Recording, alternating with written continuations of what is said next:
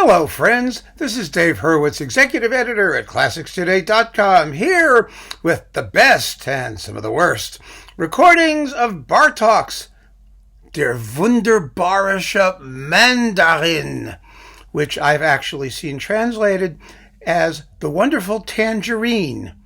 But no, it is not The Wonderful Tangerine. It is not a ballet about the delights of citrus fruit. It is actually The Miraculous Mandarin, which could have been The Wonderful Mandarin, but the alliteration on the letter M sounds so much better in English, doesn't it? It's The Miraculous Mandarin. Now, what is The Miraculous Mandarin? It's a ballet. It's a ballet about 30 minutes long. It's part of a trilogy. The other items in the trilogy were the ballet The Wooden Prince and the opera Bluebeard's Castle. And they're very seldom performed together because you have to have like a whole ballet thing going and then an opera. And so, it doesn't really work. They're done separately if they're done at all. And wonderful works they are, really, all three of them.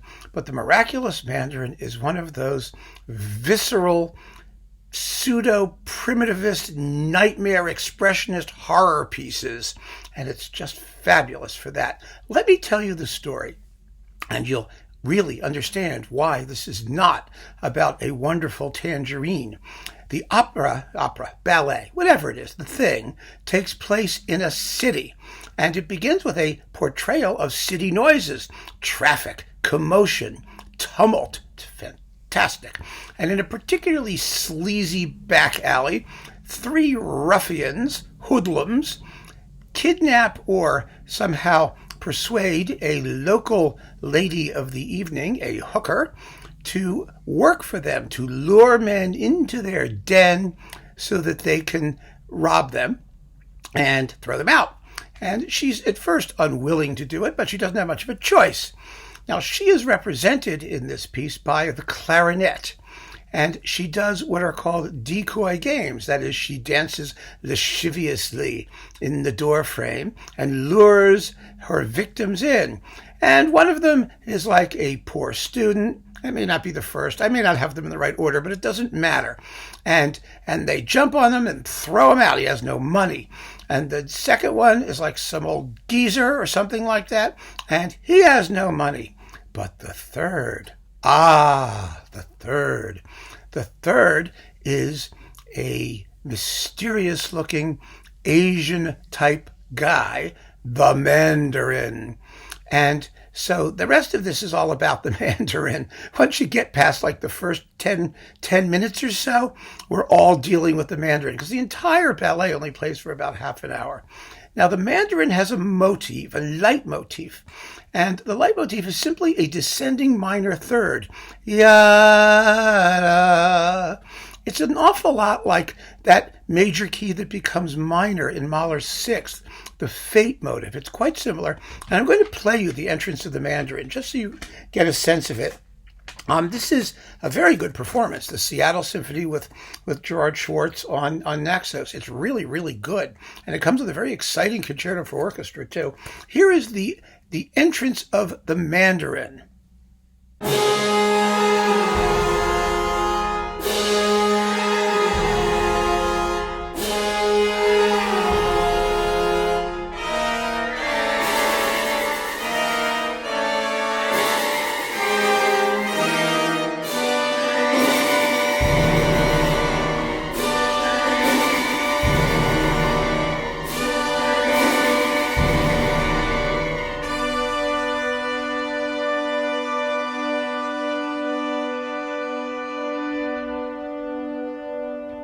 Scary, isn't he? So he wants the girl in the worst sort of way. And she dances and he dances and they dance. It's a ballet. They dance. That's one of the things I said about ballets is, the plot is arranged to give them an excuse to dance, which makes sense because that's what they're there for. So they dance and he goes after her and she is scared out of her mind because she is he's very intent on possessing her. And so she tries to run away, and then there's a chase. And the chase is like one of the coolest things in Western music. It really is. People call it a fugue. It's not a fugue. A fugue is not formally, it's a fugato. In other words, it's the opening of a fugal exposition where one theme chases the other. It's literally a chase. I mean, fugue comes from the Italian fuggire, meaning to fly. One part flies after the other. I mean, a fugue is a chase, effectively. And so Bartók's use of fugal writing, let's call it that, for the chase scene is fantastic. But this chase scene, this is not your typical chase scene. This chase scene sounds like a locomotive powering along. I mean, this is a serious Gesundta chase scene. Here it is. Here's the chase with the fugal entries from the lower strings to the higher strings to the woodwinds, and it gets louder and louder and bigger and bigger and louder and bigger and louder and bigger. And here.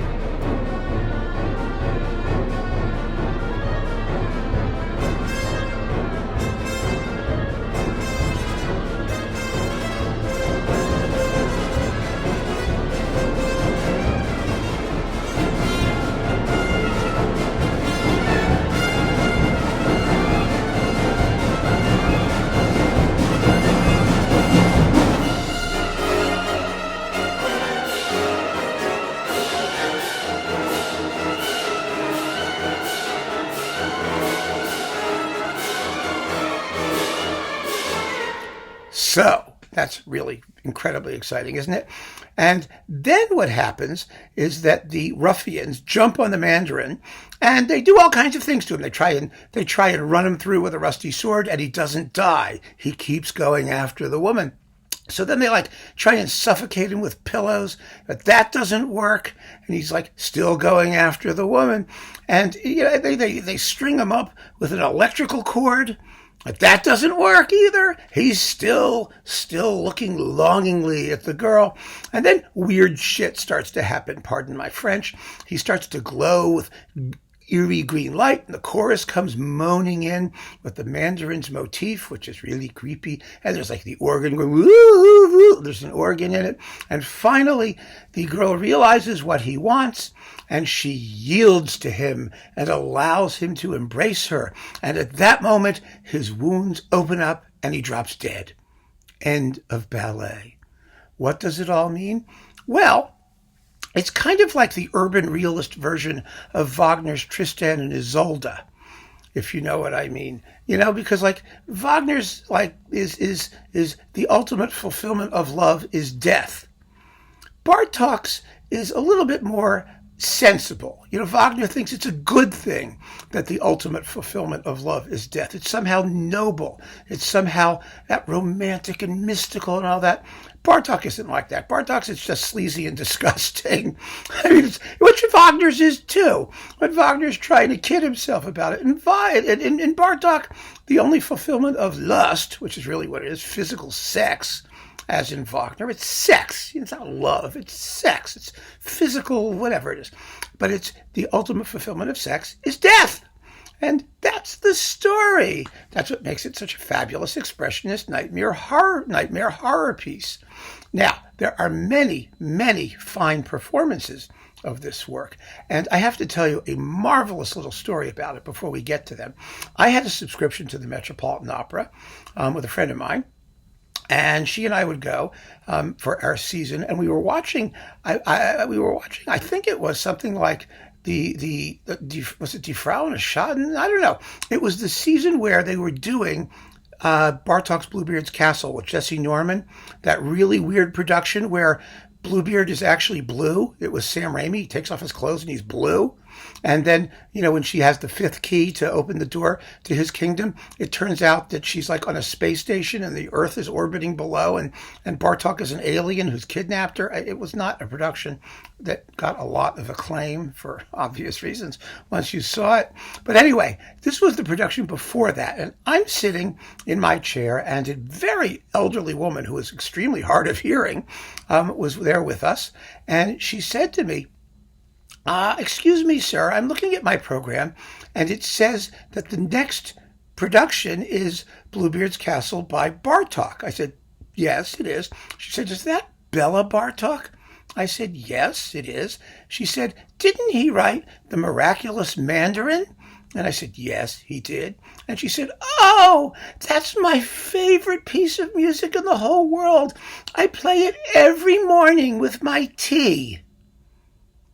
Well, that just goes to show, after the plot I've just related, that you can have breakfast to just about anything. And I was wondering, because she was terribly hard of hearing, if she was actually aware of what she was listening to while she had her tea. But it turned out that her husband had been an attorney who had worked with Peter Bartók on the various lawsuits surrounding the estate of Bela Bartók. And so they knew each other, and she had all of these Bartók LPs.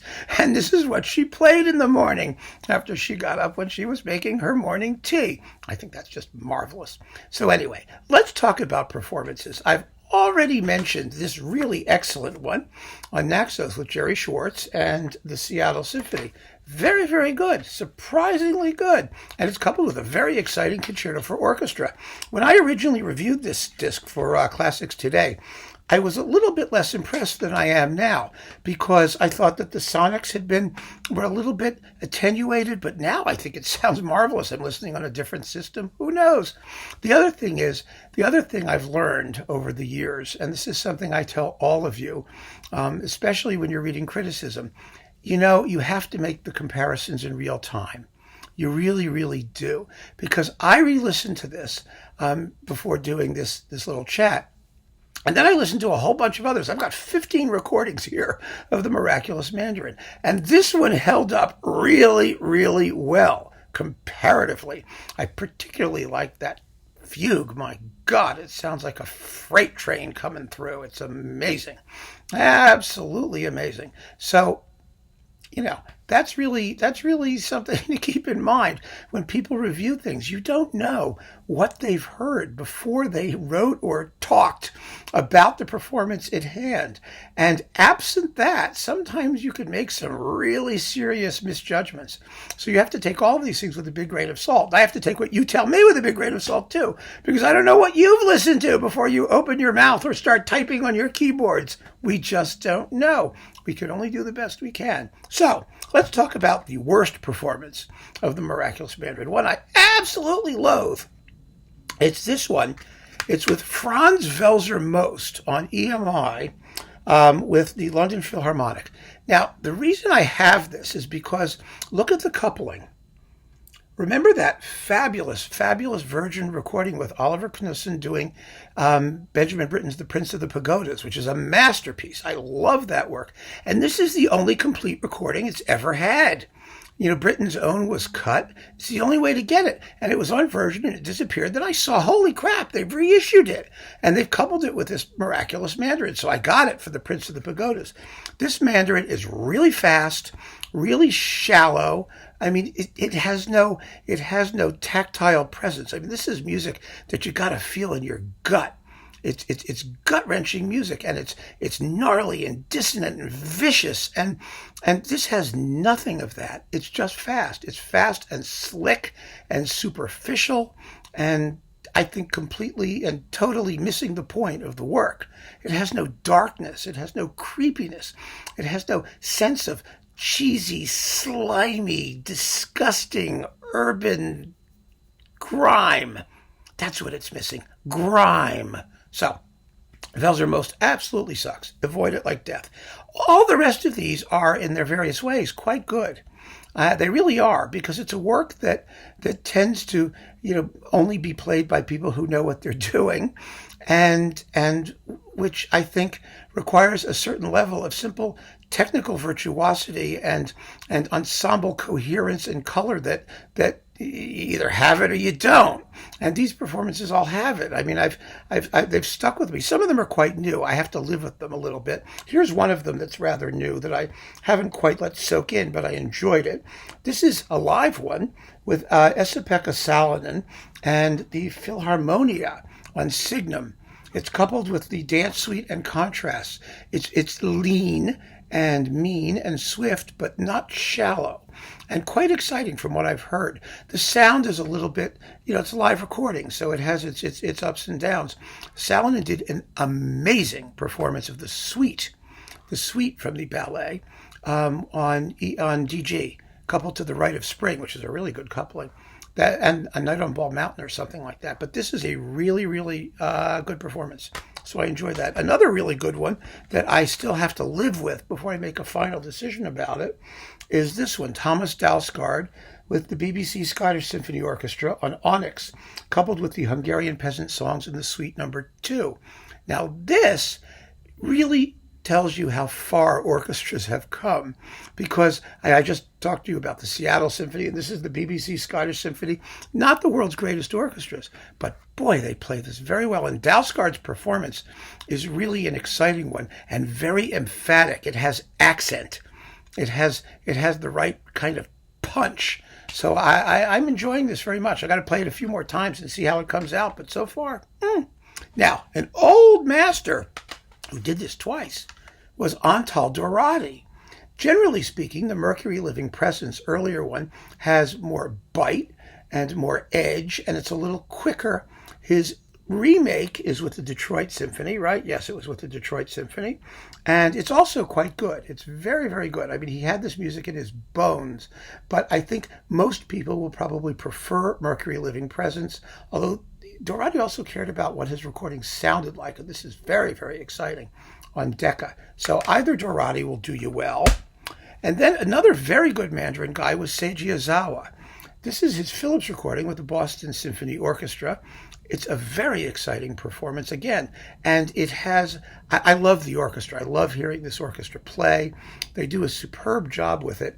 Unfortunately, it's coupled with a live Bartók concerto for orchestra with the terrible original ending.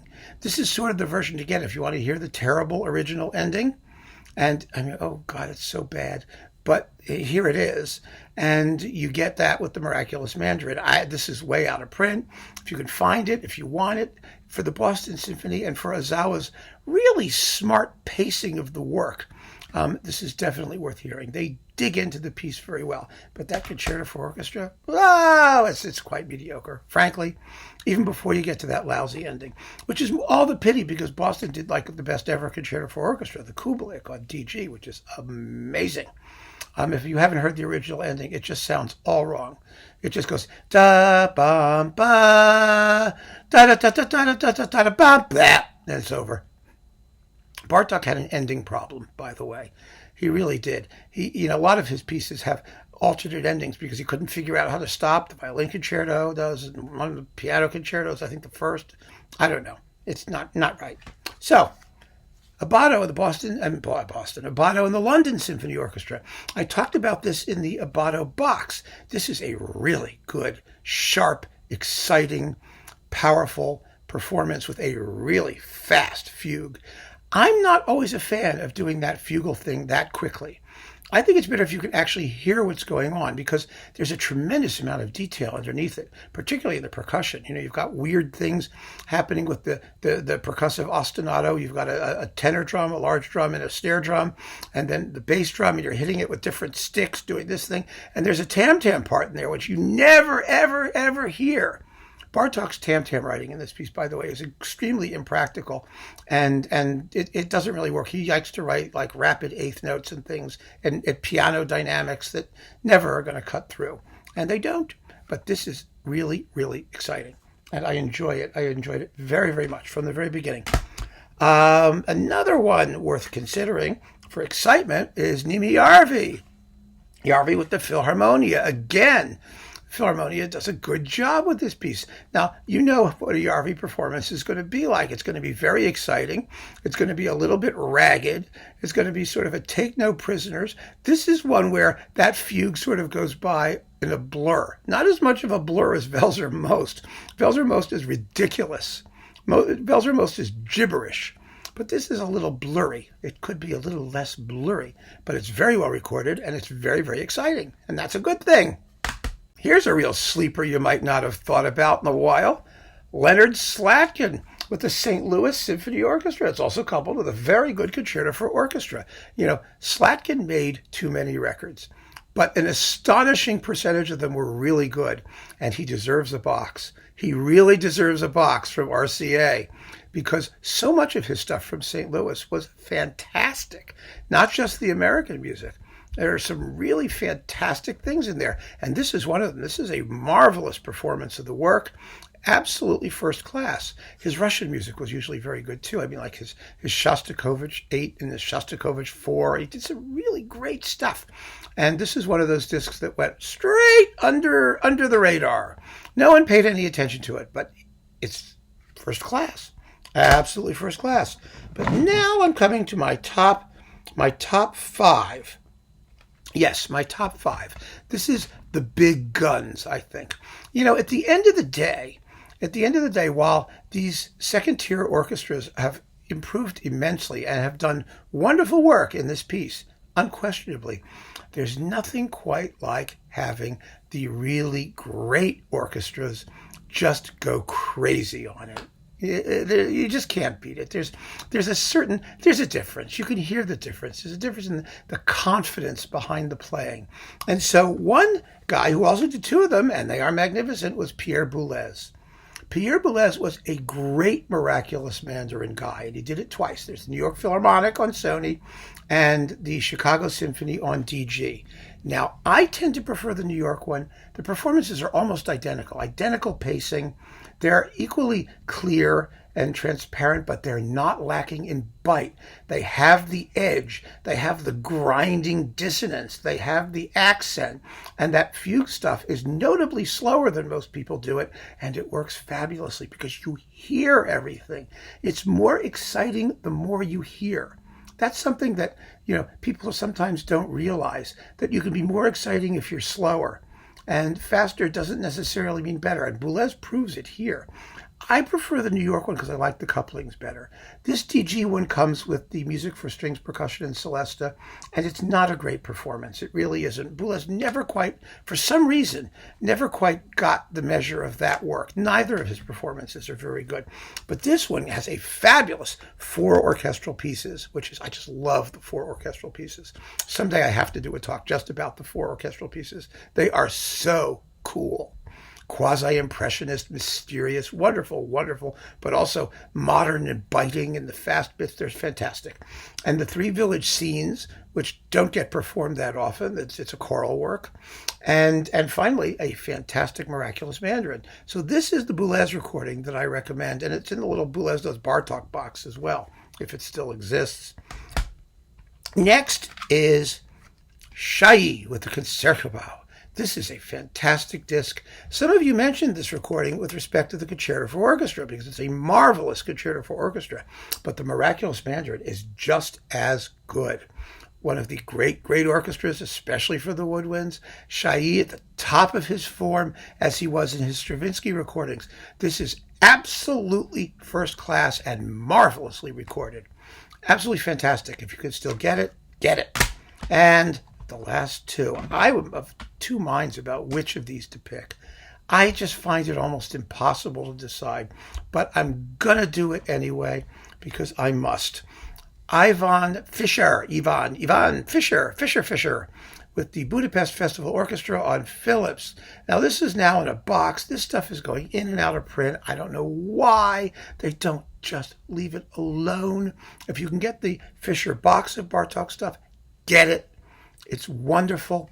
And this has all kinds of nifty other things on it. You get the Hungarian peasant songs, the Hungarian sketches, the Romanian folk dances, the dances of Transylvania, and the singleton Romanian dance for orchestra, which is quite rare, and this sucker, the Miraculous Mandarin. It's an absolutely marvelous performance by people who understand the idiom, although this is not a folk piece per se, but it's full of Hungarian flavor, and it never hurts to have people who know what that is to play the music that way. Sometimes, somehow, a little bit. There's not a lot of sort of, jolly peasants dancing around in this urban landscape, so you wouldn't call it Hungarian folk music. But the melos is there behind everything that Bartók wrote anyway. But the playing here is magnificent, the recording is fantastic, and there is nothing not to love. However, I have to pick one, and the one that I choose, and this may not surprise you at all, is Dohnányi. Dohnányi with the Vienna Philharmonic, because the Vienna Philharmonic, as I've always said, is the greatest orchestra in the world when they're not playing Viennese music. They're supposed to be, the Beethoven guys, the Mozart guys, the Bruckner guys. Yeah, they do all that stuff really well. They really do. But what's really exciting is to hear them do music that is outside their fach when they have a conductor who really makes them play it. Like Macaris did with Janáček, or Zubin Mehta did with Stravinsky's The Rite of Spring. They can do this stuff and just blow it away because they are one of the world's greatest orchestras. But you have to make them work. You have to make them sweat. And then the result can be unbelievably exciting. And Dohnányi was just the guy to do this. This is a twofer. This has also that amazing Firebird and that phenomenal, absolutely phenomenal Petrushka. And you get the the Rite of Spring with Lauren Mazel, which is also fabulous. Fabulous, it's just like the Zubin Mehta one. Fantastic. They had an affinity for that work. Isn't that odd? Isn't that just really odd? I mean, when Levine tried to do Daphnis and Chloe with them, it was a catastrophe. But the right conductor can make them do it. And here you get Petrushka and the two portraits and the Miraculous Mandarin somewhere on here. There it is. There it is, the Miraculous Mandarin. I knew it was on here. It's amazing. It's just amazing. An absolutely flawless performance from beginning to end, in my view. But any of these top five, Boulez, Shahi, Fisher, we're spoiled for choice in this piece. And we're spoiled for choice in most things these days. But I really think that if you're going to get this work and get to know it, you want to get one of these top five recommendations first. And then, if you really love it and you want to hear all the different angles and things that people can do to make it sound interesting, try those next. Try them afterwards and expand your collection from there. But start with the best. Start with the one that's really going to sell the work. And you'll be very, very happy. Now, one final word. I did not talk about the suite in this chat. I'm only talking about the complete ballet. The suite omits all kinds of, it admits about 30 minutes long. It omits about 12 minutes, mostly from the back end of it. The suite ends with the chase and the big climax at the end of the chase, and it ends loudly. The whole ballet is kind of a decrescendo from that point on because they're trying to kill the guy, and finally, she succumbs to his lust, and he just drops dead. So the end is kind of a letdown in that respect, but it does have the wordless choir, the creepy organ, and the eerie glow music and all that stuff. It has a lot of really good music. The score, by the way, if you've ever seen it, is a complete nightmare because Bartók, the way that they published it was you can play the complete ballet or you can play the suite. And so they tell you what to do. They're like passages that you have to cut, and the concert ending is separate, and it's just really awkward to try and follow and look at. And because it's such a complex score, it also opens up this way, it's stuff like sideways. So there's like 2 bars on a page where the music's going really quickly. I don't know how anyone actually follows it easily, but never mind. Never mind. We can do the suite separately, perhaps. There are so many more recordings of the suite than there are of the complete ballet. But I do think you should experience the work whole. And then knock yourself out. Do it however you like. Keep on listening, folks. Thank you for joining me. Have a good time with the wonderful Tangerine. Bye-bye.